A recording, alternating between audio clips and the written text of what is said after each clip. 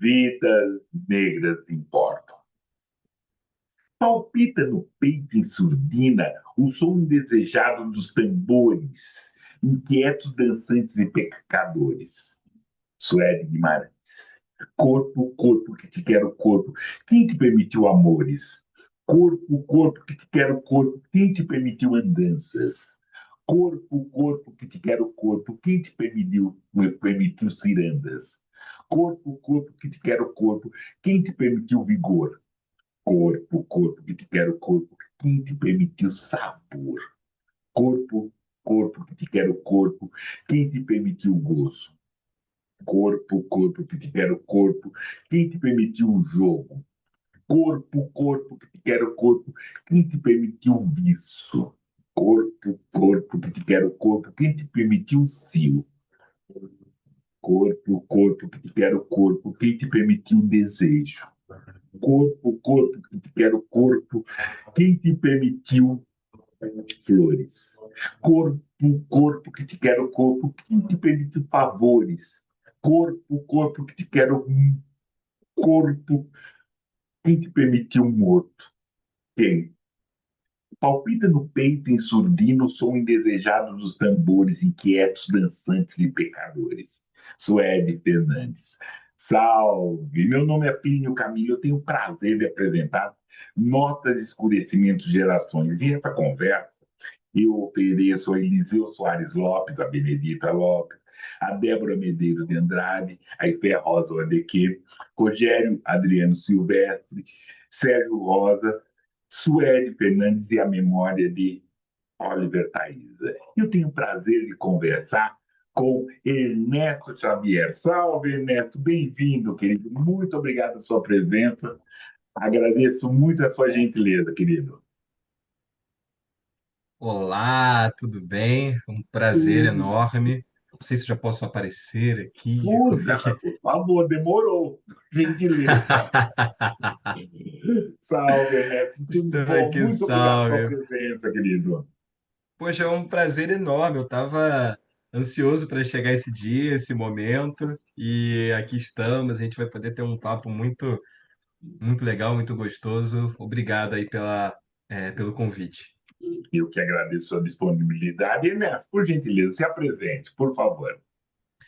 Eu sou Ernesto Xavier, sou jornalista, escritor, mestre em antropologia e atualmente autor, né, de Na Trilha dos Orixás, porque eu faço um trabalho falando sobre religiões de matriz africana, sobre orixás, sobre candomblé e umbanda nas redes sociais, e parte desse trabalho que foi sendo desenvolvido ao longo dos anos acabou se desenvolvendo também na literatura.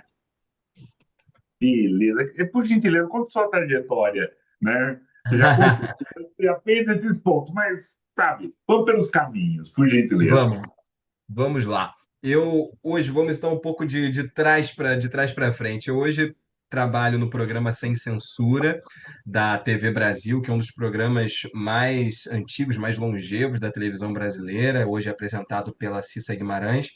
Eu trabalho na equipe de pesquisa do programa e também sou debatedor.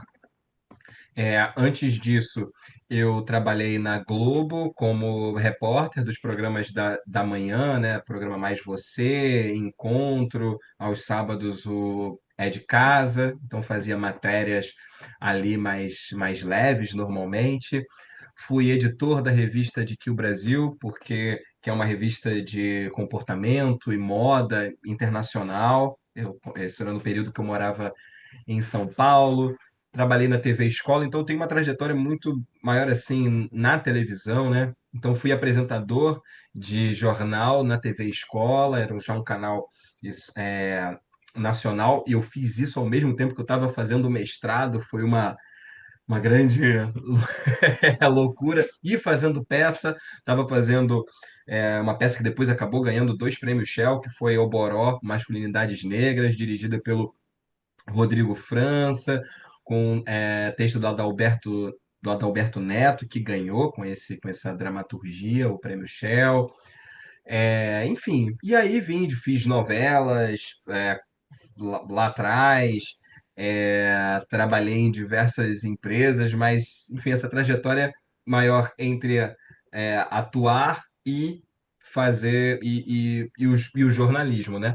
E no meio disso tudo escrevendo, porque ainda não consegui viver da literatura, mas então ia fazendo de acordo com as possibilidades dentro da vida. E aí fui lançando alguns livros. Lancei em 2013 o livro Discutindo as Relações, DR Discutindo as Relações, que é um livro de crônicas e contos sobre as relações, sobre o amor. Foi uma produção mais independente. Alguns anos depois, em 2017, lancei o Sente na Pele, que é um livro que surgiu a partir de um projeto que eu tinha no Facebook, onde pessoas negras contavam suas histórias e experiências com o racismo. E aí, então, lancei esse livro pela editora Malê em 2017. E agora fiz lancei esse livro que a gente vai conversar hoje, que é o Na Trilha dos Orixás, pela editora Goya, que é o selo de não ficção da editora Aleph, que é uma editora de mais de 40 anos, enfim, uma editora incrível que eu estou tendo a honra de fazer parte. Acho que é por aí. Então, é por aí essa conversa, vai. Querido, é interessante que, como muitas e muitos de nós, acabamos sendo múltiplos, né? Não é só o Sim, escritor, ou é o ator, jornalista, é o pesquisador, e isso é bem interessante, porque deixa a nossa literatura muito mais consistente, né? Muito mais sim. caudalosa, assim. Só, eu acho que eu me perdi. Você se apresentou, você falou que você está no Rio. Você falou que morou em São Paulo, agora você Eu está tô no no Rio. Rio, hein? Eu morei em São Paulo entre 2020 e 2023, no final de 2023. Foi quando Até eu ontem voltei para o estava Rio. aqui. Até ontem Desde estava então, aqui. isso, tô aqui.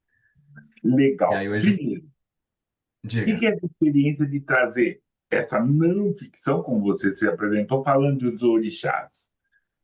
Como que é isso? Como que é esse labor da escrita, né? E principalmente Então, desse tema. eu nasci, né, dentro de um terreiro. Então, eu aprendi escutando, né, os meus mais velhos, a minha avó, a contar a respeito dos orixás, das entidades, mas muito, né, a respeito dos orixás. A minha avó, Chica Xavier, além de atriz, era mãe de santo também, e foi quem me iniciou, foi quem me ensinou a respeito de tudo que eu sei em relação a religiões de matriz africana. Então, isso já é um saber que eu vinha aprendendo ao longo da vida, né? Porque o terreiro era na minha casa mesmo. E aí, eu comecei já em 2020 a fazer um trabalho nas redes sociais assim, de forma completamente informal e despretensiosa, a falar um pouco sobre esses saberes que eu aprendi ali e que eu aprimorei a partir das ferramentas da antropologia, das ciências sociais. Então, fui pesquisando também tanto daquilo que eu ouvi na oralidade quanto com o que eu aprendi na academia. E aí eu me encantei ainda mais com a mitologia dos orixás, com os itãs. E eu percebia nas pessoas, quando eu fazia vídeos na internet, o interesse que existia por conta dos séculos de apagamento e de distanciamento desses saberes, que são os saberes dos nossos antepassados, né? E aí, eu trazendo é isso mesmo que você estava falando, né? Como nós somos múltiplos, isso ajuda na consistência da nossa literatura. O jornalismo, né, ele me trouxe essa, eu acho que simplicidade, né, essa forma de se comunicar com as pessoas, com o maior número de pessoas, com uma linguagem que possa ser compreendida por pessoas de diferentes níveis de escolaridade, pessoas de diferentes religiosidades, pessoas de diferentes idades, enfim, regiões. Então, falar de uma forma que seja mais compreensível para mais pessoas, mesmo falando de coisas profundas, densas. Eu não simplifico para tornar raso, eu simplifico para tornar acessível. Apenas isso, mas isso não tira a profundidade daquilo que eu trago, né? Claro que em 1, 2, 3 minutos no máximo de vídeo não é possível esgotar um assunto, por isso que a gente fala sobre aqueles temas todos os dias, e é muito interessante fazer isso e as pessoas falam assim, mas você não falou tal coisa. Eu falei, sim, eu não falei agora, mas eu posso falar depois, ou então já falei em outro vídeo. Enfim, e o livro foi a possibilidade de aprofundar e trazer ainda mais desenvolvimento para esse conteúdo, para essas histórias que eu já trabalhava na internet. E dando muito mais possibilidades de desenvolver e de pensar outras questões, como não é atualizar as histórias dos orixás, mas é mostrar como elas já são atuais, como elas estão inseridas na nossa vida é, atual. Então eu pego esses itãs, esses mitos e mostro como eles estão inseridos na nossa vida hoje, como eles falam sobre as nossas relações de amor, como a gente fala sobre as nossas relações de poder, de amizade, de questões de saúde mental, questões dos conflitos que existem em relação a gênero, a sexualidade, as buscas que a gente tem diárias na nossa vida. Então, eu mostro como os orixás já estavam nos apresentando todas as questões que nós temos atualmente, já estão apresentando isso desde do início dos tempos, né? Desde que o mundo é mundo, desde que o mundo nasceu, desde que os orixás nasceram. Então, é isso que eu busco fazer nesse, nesse trabalho especificamente, né? Então, é isso, é não ficção, porque, né, porque eu estou tratando de mitologia, eu não estou criando uma história, mas é um pensamento a respeito, né, um aprofundamento, um desenvolvimento dessas mitologias. Beleza. E como tem sido as recepções? Nossa, está sendo incrível, sabia, Plínio? Porque eu comecei eu falo porque é toda uma equipe, né? A gente não escreve o livro sozinho. Começamos por Salvador, que foi maravilhoso começar por Salvador, falando de orixás, começando por Salvador. Depois veio Rio de Janeiro, que teve num dia de chuva, a fila estava indo na rua, assim, numa Opa! livraria gigantesca. Aí depois Recife, aí São Paulo também, um estrondo. Aí, enfim, teve mais um evento no Rio, lançamento em São Paulo, Flip, enfim. Eu tô sem acreditar até. E, e, e assim, o livro é vendido não só nas livrarias, vende em livrarias no Brasil todo, como também está sendo vendido no exterior, como vende na internet, através da Amazon especialmente, e está performando super bem, sendo já não sei agora, mas a última notícia que eu tinha era de que estava já na terceira reimpressão. Então, tipo, Oba! o livro, digamos, acabou de estar nascendo, acabou de ser lançado, sabe? E já está sendo recebido assim é, com um carinho tão grande, um desejo, sabe? Na Feira do Livro de Lisboa, ele foi um dos livros mais vendidos da livraria, dessa livraria que traz livros do Brasil, né? É uma livraria especializada em livros que foram lançados no Brasil. Foi o livro que eles indicaram para as pessoas. Falaram assim: ah, não, o livro que está saindo, que está tendo uma busca muito grande, é esse, Na Trilha dos Orixás. Eu falei, e as pessoas vão me marcando. Assim, ó, comprei seu livro aqui em Lisboa, comprei seu livro em Berlim, seu livro chegou aqui na Irlanda.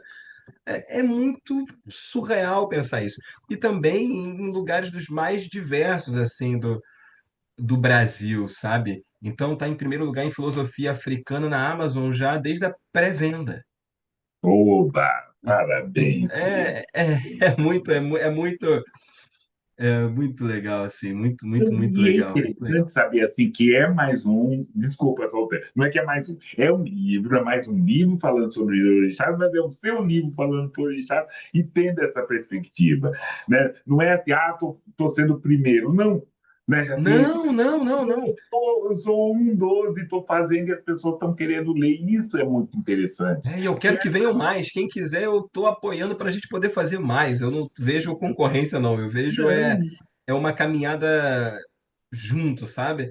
E isso é muito, exatamente. muito, muito importante. Isso é muito importante Exatamente, acontecer. porque daí você pode ser um outro, vai pegar um outro lado, uma outra vai trazer um outro ponto, um outro vai fazer uma complementação. Porque é isso, a literatura e a nossa literatura preta, ela é isso. Ela é também complementar, ela não é o básico, não é o primeiro, né? Não é só o único. Ah, vou pegar uma veia que ninguém faz. Não, eu estou complementando todos os assuntos. Isso é bem Exato, interessante, exato. muito interessante. Assim. E assim, eu acho que é muito importante que é a nossa visão preta a respeito da nossa espiritualidade, da nossa cultura, da nossa história, sabe? Eu sei que existem trabalhos muito importantes de pessoas que não somos nós. Tem trabalhos Não importantes, negras, ok.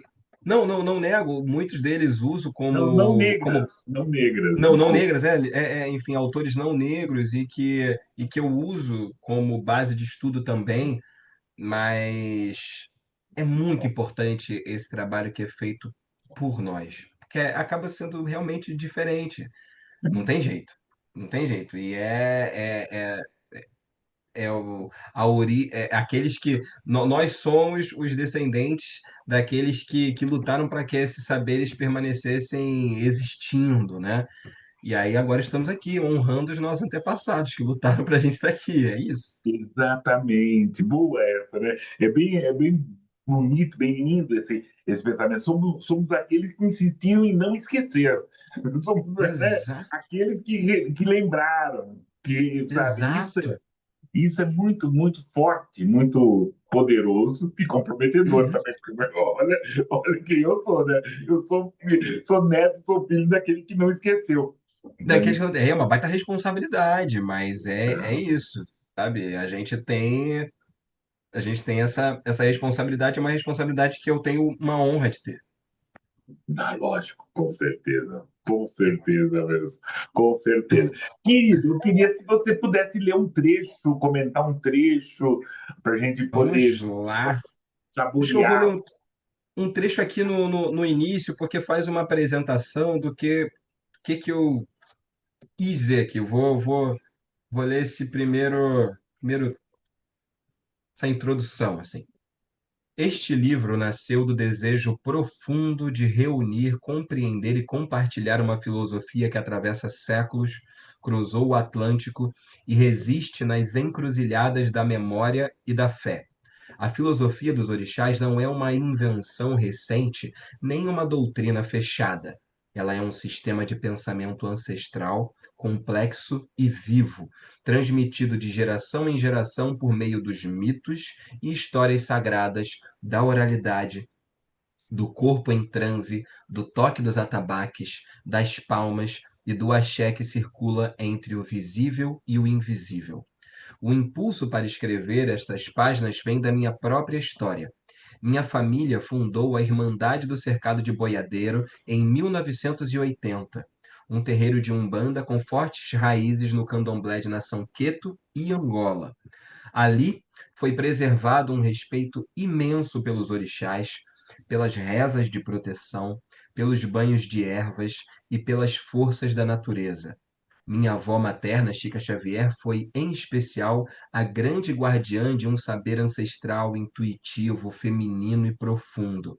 Era ela quem dizia que um copo d'água, um toco de vela e fé no coração fazem milagres, que tudo começa e termina na cabeça, que doença que entra por pensamento se cura com folha e que os orixás sempre estarão conosco, mesmo quando tudo parecer perdido. E daí eu continuo falando, enfim, sobre contando essa história de como a gente, é, de como eu nasci para Orixá, né? Como eu me tornei alguém dentro dessa religiosidade.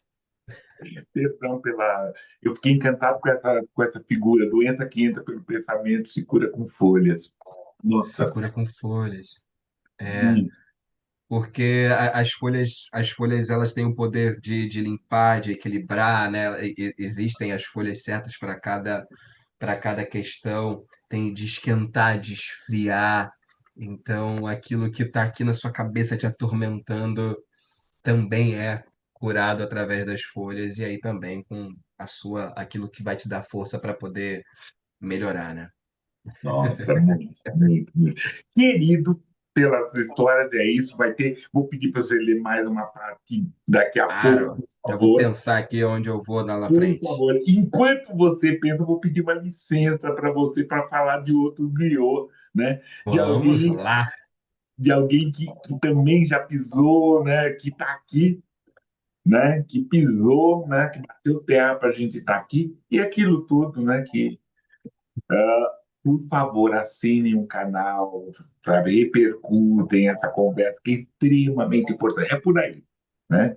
Nós É estamos isso, aqui tem que trabalhando esse compartilhar. tempo, há 5 anos, fazendo isso. Então, o que eu quero é ser assistido, né? O Enéas quer ser Com lido, quer ser certeza. lido, ele quer ser assistido.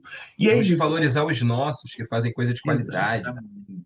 Exatamente. Valorizar quem passou e quem passará por aqui nessa história toda. Então, por Certeza. gentileza, vamos lá, vamos fazer. E aí, quem eu ofereço agora, nesse momento griot, é José Correia Leite. Quem é José Correia Leite? Vamos imaginar, São Paulo, 23 de agosto de 1900. Nasce José Correia Leite, em um Brasil que insistia em apagar a história do povo preto. Filho de mãe solo, doméstica, cuja mente foi fragmentada pelas dores do mundo. Ele cresceu no Bexiga, um bairro aqui de São Paulo, território, né, dos últimos quilombos urbanos. Ali no Bexiga, ele dividiu espaço com os migrantes europeus, com alguns privilégios.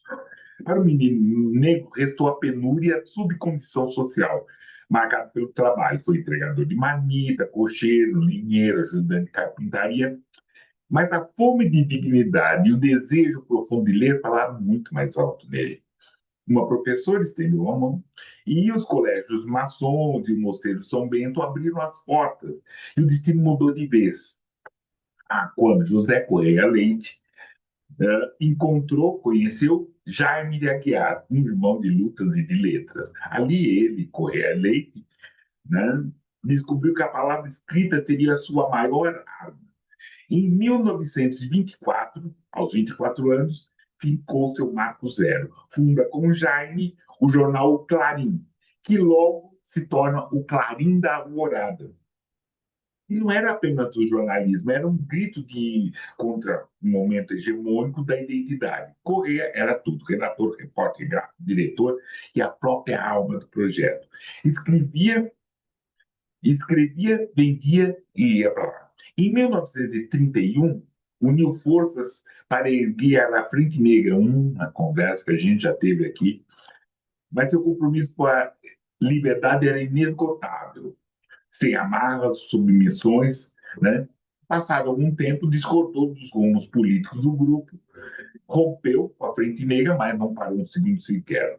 Fundou o Clube Negro de Cultura Social e dirigiu o combativo jornal A Chibata.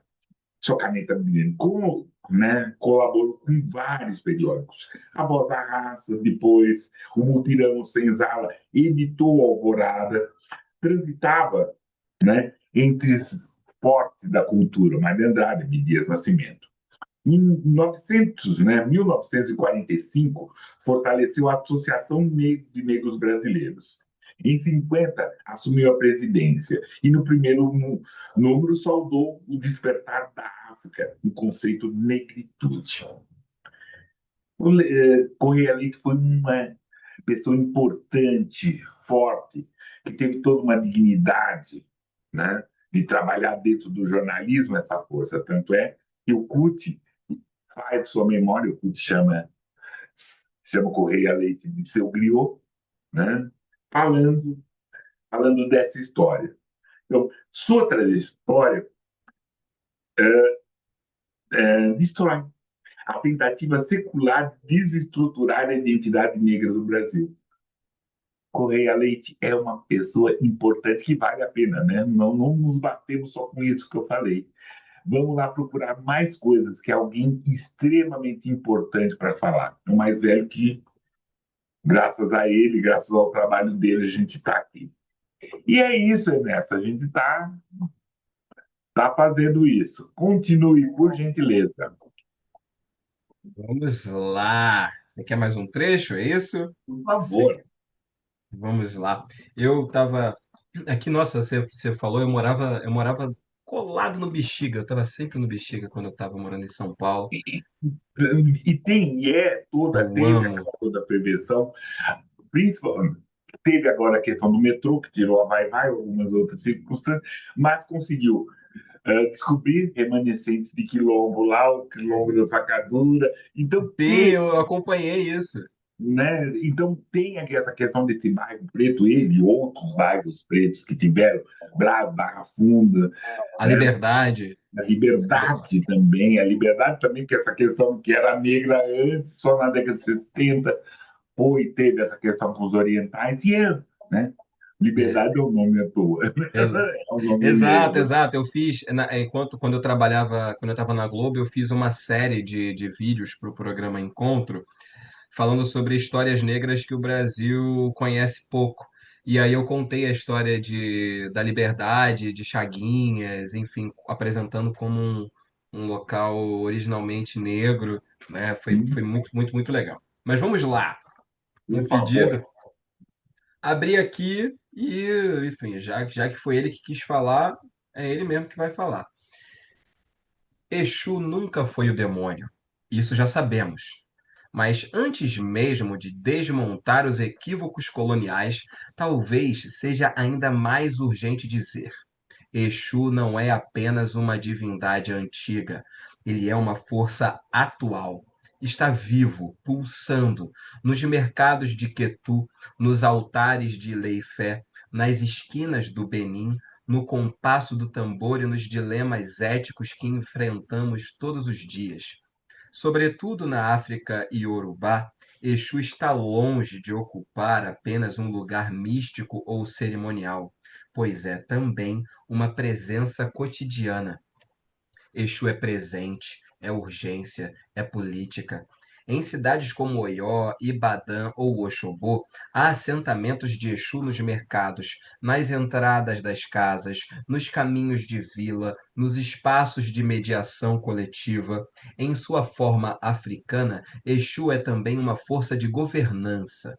Ele regula, observa, provoca e revela. É mensageiro, mas também juiz. Senhor da fala, mas também do silêncio necessário.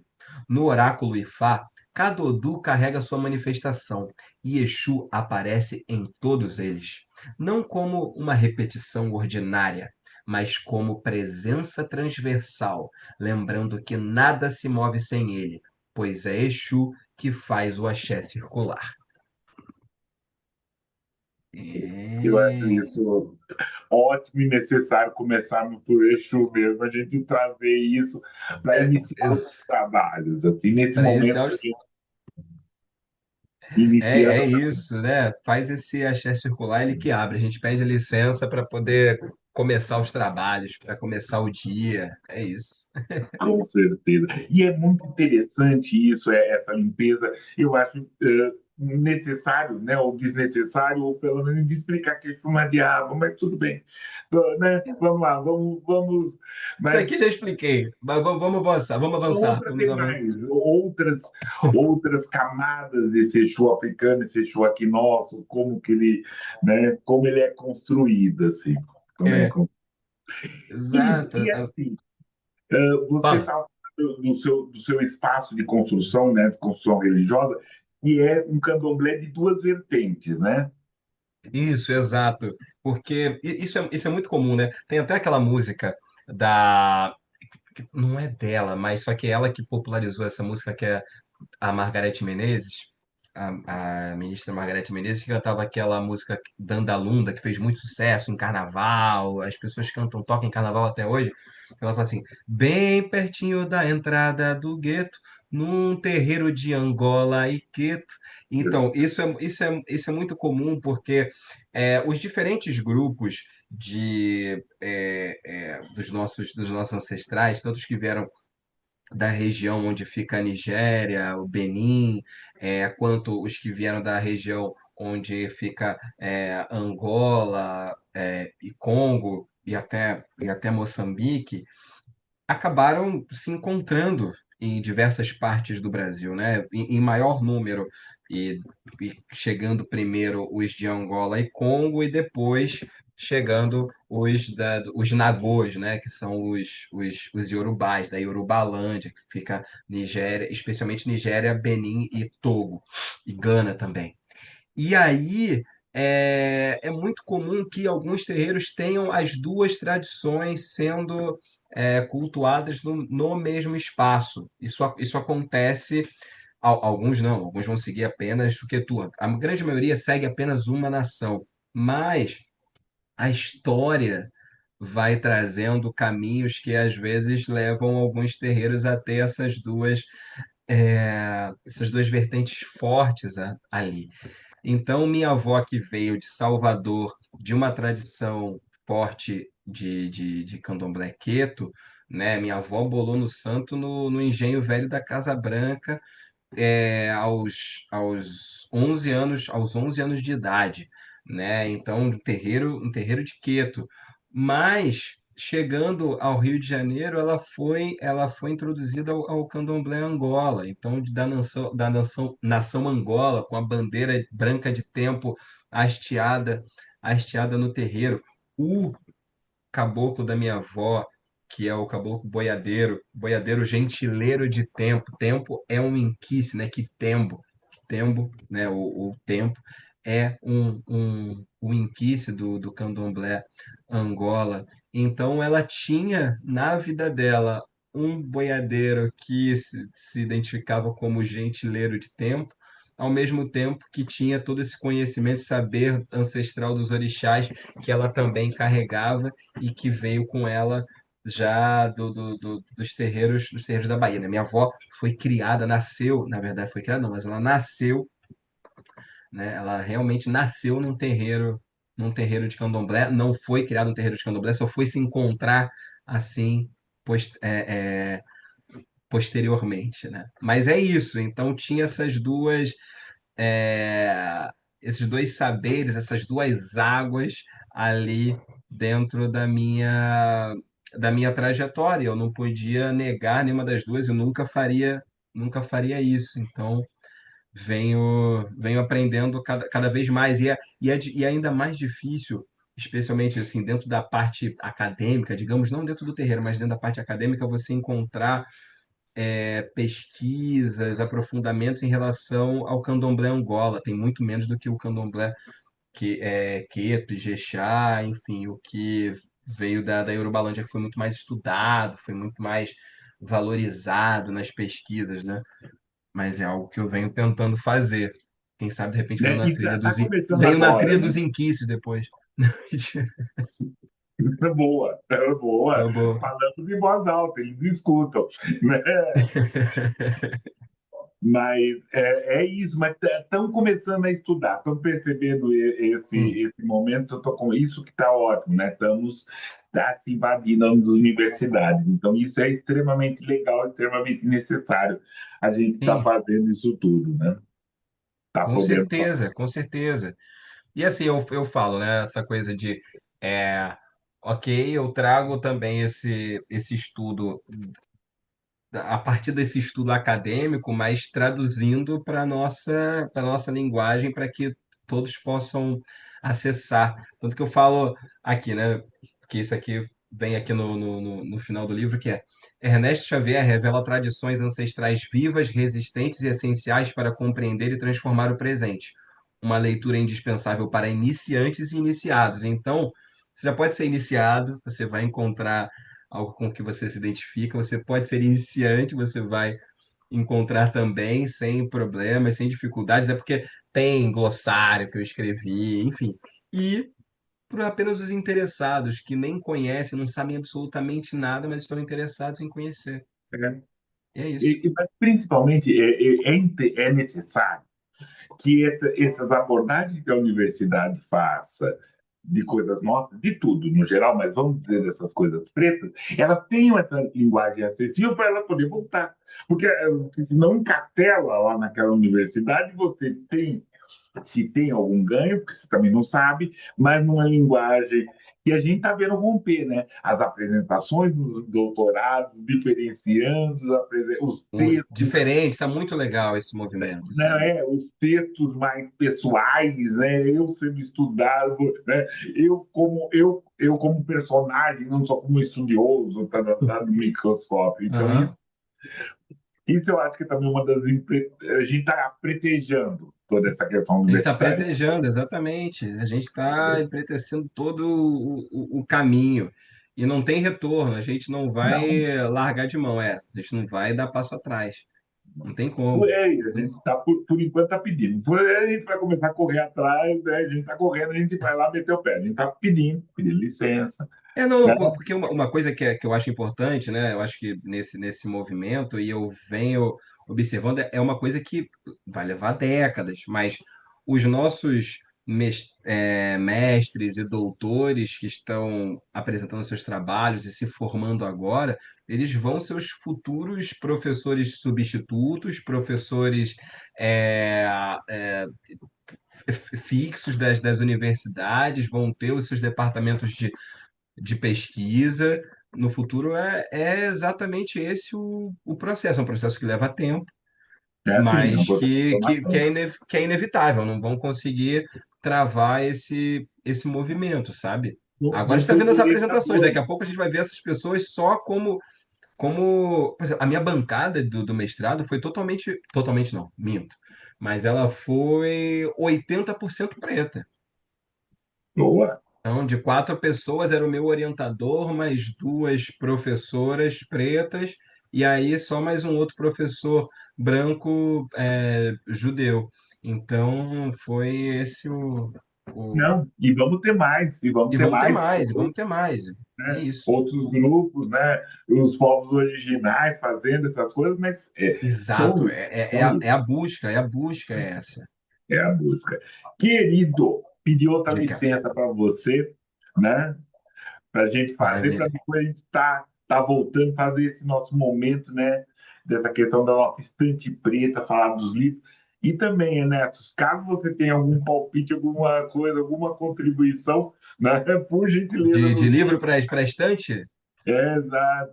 Ou desses que estão apresentados, eu li, gostei, quero ler essas coisas, tá? Ah, tá. Não, tenho. Tem. Então, bora lá, vamos fazer. Obrigado.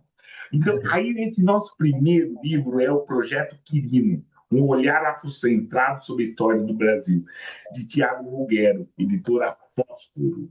É um livro, reportagem, Projeto Quirino, né? Idealizado, ele propõe uma releitura, né? Dessa história do Brasil a partir de uma perspectiva afrocentrada. E é, como diria o Genuário Garcia, não, você pode contar a história do negro sem o Brasil, mas você não pode contar a história do Brasil sem o negro. E é isso que o projeto tem um livro muito interessante. Essa narrativa com. Maravilhoso, é maravilhoso. Desculpa te É, interromper, mas é porque esse projeto é muito bom. Tem o livro, tem o podcast, enfim, vejam todo o projeto, porque vale muito a pena. E essa frase do Januário Garcia é um soco na nossa, na, na cara das pessoas, assim, necessário para a gente entender o que é o Brasil. com certeza, né? Com certeza. E é isso, né? Muito mais do que reconstruir fatos históricos, o projeto oferece instrumentos para compreender criticamente a formação do Brasil. e valorizar a resistência, a criatividade, a potência, a intelectualidade negra, né? E ela provoca esse leitor, né? Ela desacomoda, né? É outro livro para desassossegar a Casa Grande. Projeto Quirino, Tiago Foguero, editora Fósforo. Esse outro seguinte é o Panorama da Literatura Negro-Ibero-Americana, organização de Rodrigo Vasconcelos, uma coletânea de 641 páginas. E reúne 29 trabalhos apresentados pela Universidade Federal do Paraná em 2015, dividido em sessões temáticas em torno da poesia, da narrativa e dos diálogos interdisciplinares. É uma obra importantíssima. Ele explora as conexões da cultura afro-brasileira com o cinema, samba-enredo, ritos de candomblé, consolidando uma antologia crítica essencial que celebra a resiliência e a magnitude da cultura negra frente aos apagamentos ou embranquecimentos que sofrem. Panorama da Literatura Negro-Ibero-Americana, organização Rodrigo Vasconcelos Machado. E, por último, não tão importante, tão menos importante, né? Trajetórias editoriais da literatura de autoria negra brasileira. Autores Luiz Henrique Oliveira e Fabiana Cristina Rodrigues. Malê Editora. Essa pesquisa do Luiz e da Fabiana revela com rigor histórico a trajetória da produção editorial negra no Brasil, né? Falando dos seus crescimentos nas primeiras décadas do século XXI, fortalecimento de novos leitores, escritores e dos coletivos literários. E partindo de Maria Firmina, né, dos precursores, Luiz Gama, Machado de Assis, fazendo todo estudo importante. É outro livro que precisamos, devemos ler para também entender essa literatura de, né, autoria negra. Trajetórias editoriais da literatura de autoria negra brasileira. Luiz Henrique Oliveira e Fabiana Cristina Malê Editora. E é isso, Ernesto. É isso aí, maravilhoso, maravilhoso. Em breve, Excelente, excelente lista, indicações assim para gente realmente valorizar e se aprofundar mais na nossa literatura negra, né? né, falar dos nossos escritos, Importantíssimo. breve eu vou também fazer, vai ter uma estante do livro do Ernesto, né? A gente vai fazer, ele já fez, É, mas vai ter isso para a gente poder, principalmente no balanço de 2026, desse sucesso. Querido, estamos nos nossos momentos finais. Eu vou pedir mais uma sim, leitura sua e a gente fazer um. vamos, vamos ver. Eu peço, eu separei aqui. Cadê? Cara, é onde tá. Eu deixei aqui onde estava o. Ah, eu tirei do lugar. Ah, mas achei. Mesmo assim, eu achei.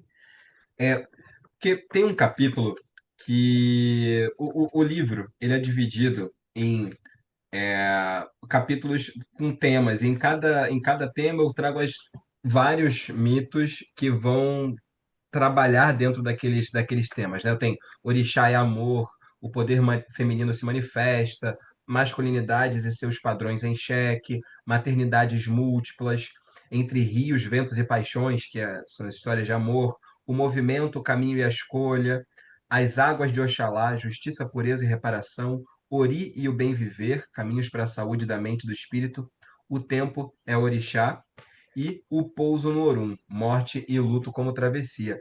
E aí eu quero falar aqui sobre o tempo é orixá, que é antes de qualquer caminho houve uma árvore. Antes de qualquer passo houve um tempo. Iroko é esse tempo primordial, o orixá que sustenta o mundo em seu tronco e em sua memória.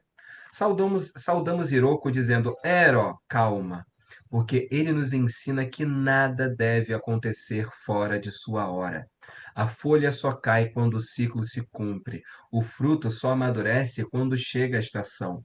Iroko não se apressa, não antecipa, não retarda. Ele é a paciência cósmica que garante que a vida aconteça no compasso certo. É árvore sagrada, caule, flor e fruto. É pilar que sustenta o céu sobre nossas cabeças, ponte ancestral que permitiu a chegada de todos os outros orixás. Em sua imensidão, une passado, presente e futuro em uma mesma seiva. Diante de Iroko, aprendemos que não há motivo para pressa. O tempo é senhor de si mesmo, e tudo o que deve vir, virá. O tempo é orixá, é sagrado. A primeira árvore do mundo foi o Iroko, a árvore que é orixá, representante de nossa ancestralidade. Sob sua copa, tudo já aconteceu, acontece e acontecerá.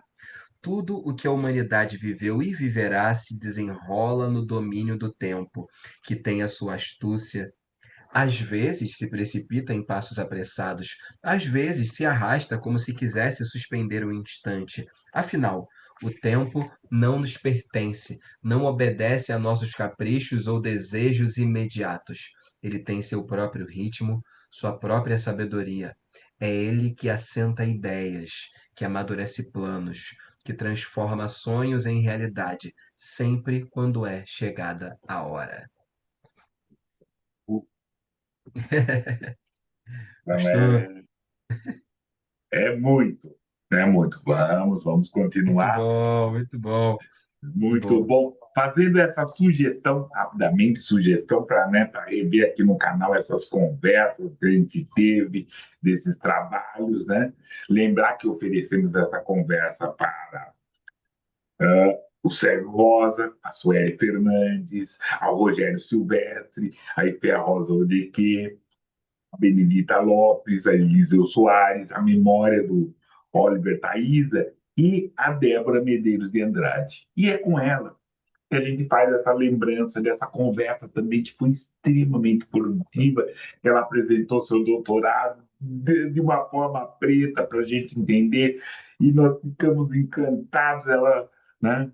Débora é também uma preta importante, escritora, né? Está conosco, né? Também finalista do Jabuti e está aqui fazendo essas histórias assim. Então, né, vamos lá, está aqui nos comentários para fazer. E é isso, Ernesto. Agradeço demais sua gentileza, né, Nossa, e como o tempo sua passa rápido. Vi. paciência. Né? É conversa boa para ficar voltar aqui. É, poxa, obrigado. Eu Poxa, que Plínio, assim, agradeço, muito, muito, muito Ernesto. obrigado. Assim, são os orixás, nossos ancestrais e antepassados que nos conectam, que fazem com que a gente troque, se ajude, aprenda, enfim, faça, como a gente falou no início com o Exu, faça o axé circular. É isso Também. que nos une. E deixar bem nítido, bem escuro aqui, que o Ernesto, na primeira, aceitou, já topou, a gente fez o jogo rápido. E isso é muito importante nessa ajuda de fortalecimento dessas nossas trajetórias, né? Poder Com contribuir um certeza. pouquinho, aprender muito mais, e aí ficar mais aquele livro que eu quero colocar na minha estante, mas antes da minha estante, colocar no meu coração. E, né, admirando e aí torcendo para que venha mais coisas do Ernesto, que a gente possa ler. Vem mais coisa, vem mais coisa, vem mais coisa. Poxa, parabéns por esses 5 anos, por esse trabalho contínuo de valorização da nossa literatura, da nossa cultura, da nossa potência. Isso é importante demais, meu irmão. Isso aí tem que ser muito valorizado. Parabéns. Ernesto, eu decidi que eu sou cavalo, então é essa a minha história, é esse meu caminho. Eu sou cavalo para levar essa literatura. É Até, querido. isso. Muito obrigado. Obrigado. Até, tchau. Até.